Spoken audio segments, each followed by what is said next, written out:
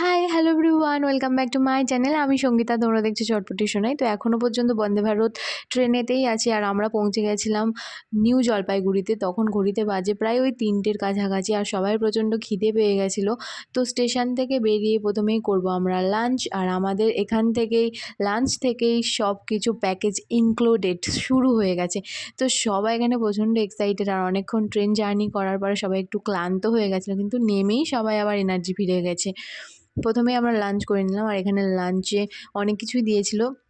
মাছ আর ভাতটাই খেয়েছিলাম, আর বাদবাকি কিছু তেমন খাইনি, কারণ আমার আবার গাড়িতে উঠলেই উল্টি হয়। যাই হোক, তারপর এখান থেকে বেরিয়ে এনজেপি স্টেশনের বাইরে এখানে সব এইরকম গাড়িগুলো থাকে, তোমরা এখান থেকে বুক করেও যেতে পারো, কিন্তু আমরা সব প্যাকেজ বুক করে গেছিলাম, সেহেতু সব প্যাকেজের মধ্যে আমাদের ইনক্লুডেড ছিল। আর এখন আমাদের জার্নি এখান থেকেই শুরু হলো।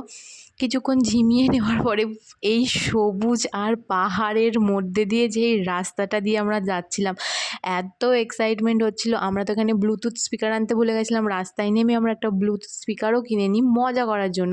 এখানে পাহাড়, জঙ্গল, নদী সব কিছু পেরিয়ে আমাদের গন্তব্যস্থল ছিল আজকে সিকিম।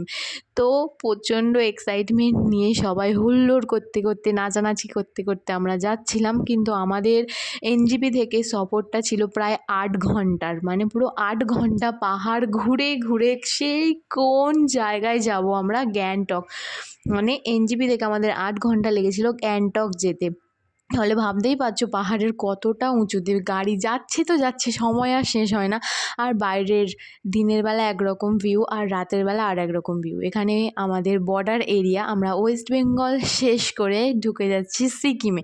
তো প্রথমেই গিয়ে সবাই একটু ফ্রেশ হয়ে একটু এনার্জি ড্রিঙ্ক খেয়ে নিলাম। এটা কিন্তু কোনো অ্যালকোহল না, এটা কিন্তু একটা এনার্জি ড্রিঙ্ক ছিল। সেটা সবাই আমরা এনজয় করেছি, কারণ এখানে ছিল প্রচণ্ড ঠান্ডা। তারপরে প্রায় 10:30 থেকে 11টা নাগাদ চলে গেছিলাম আমরা ডিনার করতে, কারণ পাহাড়ি এলাকায় সবাই একটু তাড়াতাড়ি খেয়ে নেয়, সেই জন্য আমরা চলে গেছিলাম ডিনার করতে। তো ডিনার করে গিয়ে আমরা ঘুমিয়ে পড়েছিলাম, কারণ পরের দিন থেকে আমাদের আসল এক্সাইটমেন্ট শুরু। তো এখানে আমাদের সকাল হয়ে গেছে আর আমি ঘুম থেকে উঠে পড়েছি, আর এখানে এত ঠান্ডা কি বলবো, আমার তো জলে হাত পা দিতেই একটু ইচ্ছা করছিল না। চলো এখন তোমাদের আমি বাইরের লোকেশনটা দেখাবো। পাহাড়ি এলাকার ঘরবাড়িগুলো যে এত সুন্দর, না দেখলে বোঝাই যায় না। পাহাড়ের ধাপে ধাপে কত সুন্দর করে ঘরবাড়িগুলো বানানো। এটা ছিল আমাদের সামনের লোকেশন, আর পিছনে ছিল পুরো পাহাড় আর পাহাড়। একটা স্টেডিয়ামও ছিল আমাদের হোটেলের পিছনে, সেটাও তোমাদের সাথে অবশ্যই শেয়ার করব। আর তাড়াতাড়ি সাবস্ক্রাইব করে নাও, কারণ নেক্সট ভিডিওটা হতে চলেছে আরও এক্সাইটমেন্টেড। তো আমি একটা ভিডিও বানানোর জন্য এইভাবে বেরিয়েছিলাম। তো আজকের মতো টাটা, লাইক শেয়ার কমেন্ট করতে ভুলো না।